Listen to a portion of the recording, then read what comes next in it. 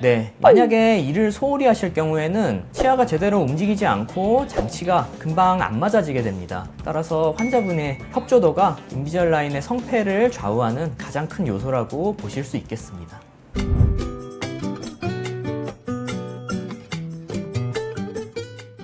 안녕하세요. 마인드 교정치과 대표원장 유호빈입니다. 오늘은 인비절라인 투명 교정에 대해서 얘기를 해볼 건데요.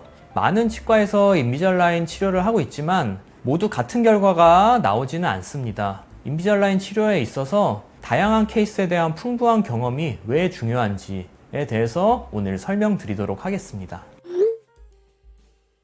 인비절라인은 미국 온라인사에서 제작하는 투명 교정 장치의 상품명입니다.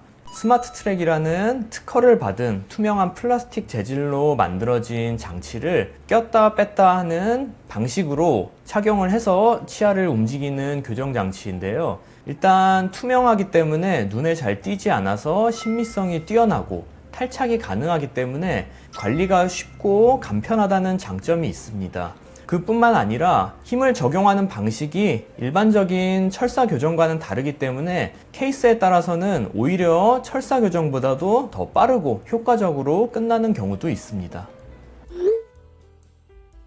물론 인비절라인 장치 같은 경우 미국에 있는 온라인사에서 제작을 해오는 장치이기 때문에 주문하는 의사가 달라도 동일한 재질의 장치를 받게 됩니다. 하지만 장치를 통해서 어떤 방향으로 치료가 진행될지는 의사가 직접 설계를 다 해야 됩니다. 결국 어떻게 치료를 할지 설계하는 그 역량에 따라서 다른 장치가 도착하게 되고 치료의 속도나 치료의 결과물도 차이가 있을 수밖에 없습니다.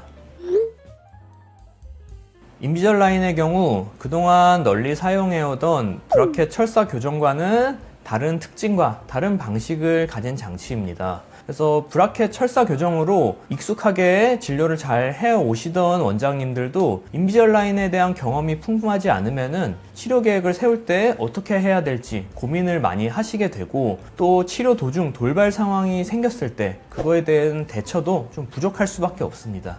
따라서 풍부하게 다양한 케이스를 많이 치료를 완료해 보신 원장님들이 인비절라인을 훨씬 잘 하신다고 보실 수 있겠습니다.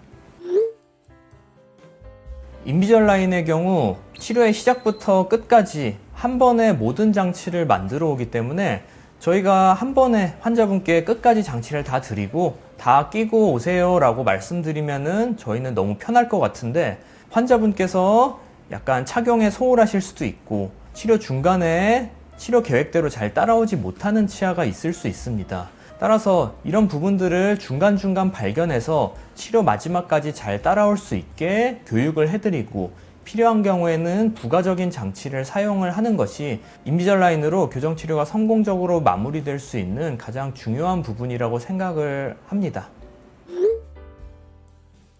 네, 인비절라인 교정장치의 가장 큰 철사 교정과의 차이점은 장치를 환자분께서 직접 뺐다 꼈다를 해야 된다는 점입니다. 그래서 하루에 20시간 정도 충분히 장치를 착용을 해주셔야 치아가 제대로 움직이게 되는데요. 만약에 이를 소홀히 하실 경우에는 치아가 제대로 움직이지 않고 장치가 금방 안 맞아지게 됩니다. 이런 경우에는 인비절라인으로 계속해서 치료를 이어갈 수 없기 때문에 어쩔 수 없이 철사를 붙여서 교정을 마무리하게 됩니다. 따라서 환자분의 협조도가 인비절라인의 성패를 좌우하는 가장 큰 요소라고 보실 수 있겠습니다. 네, 소아용으로 인비절라인 퍼스트라는 장치가 나와 있습니다. 일반적으로 영구치로 완전히 교환하지 않은 소아들에게 사용되는 장치고 인비절라인 장치 같은 경우 어금니까지 전체를 커버하기 때문에 확장 장치를 따로 쓸 필요 없이 어느 정도의 치열 확장은 인비절라인으로도 가능하다는 장점이 있습니다. 단순히 영구치가 잘 나지 않는 영구치 맹출 공간을 확장하는 것 뿐만 아니라 아래턱이 작은 경우에 아래턱을 전진시키는 치료를 할 수 있는 장치까지 개발이 되어 있는 상태입니다. 따라서 소아의 경우도 인비절라인을 잘 착용하실 수만 있다면 다양한 경우에 인비절라인으로 성공적으로 치료를 할 수 있습니다.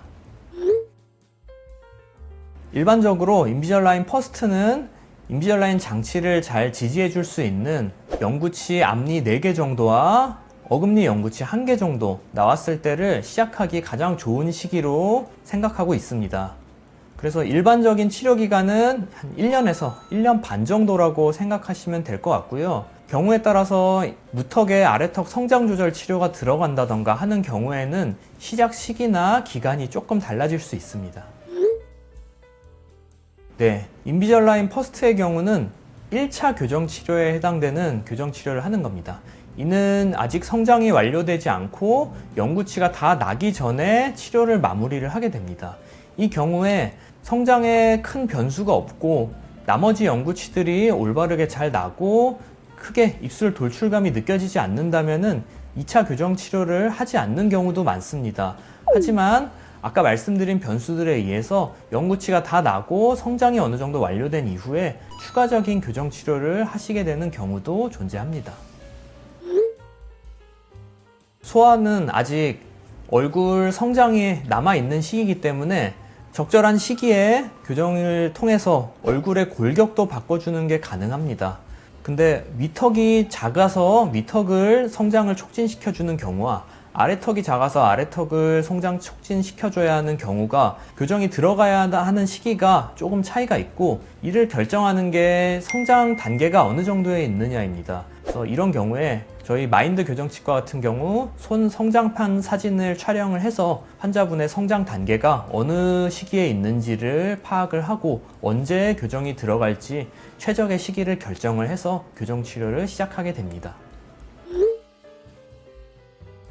아직 성장의 잠재력이 남아있는 소아 시기에 적절한 교정 치료가 들어가면 성인이 된 이후에 교정 치료를 할 필요가 없어지기도 하고, 교정을 하게 된다고 하더라도 그 난이도나 범위를 크게 줄일 수 있습니다. 아직 성장이 완료되기 전에 문제가 관찰이 되신다면은 반드시 교정 전문의를 한번 찾아가서 교정 치료가 필요한지 상담을 받아보시는 걸 추천드립니다. 이 영상이 도움이 되셨다면 구독, 좋아요 부탁드리고 앞으로도 도움이 되는 영상 계속해서 전해드리겠습니다. 감사합니다.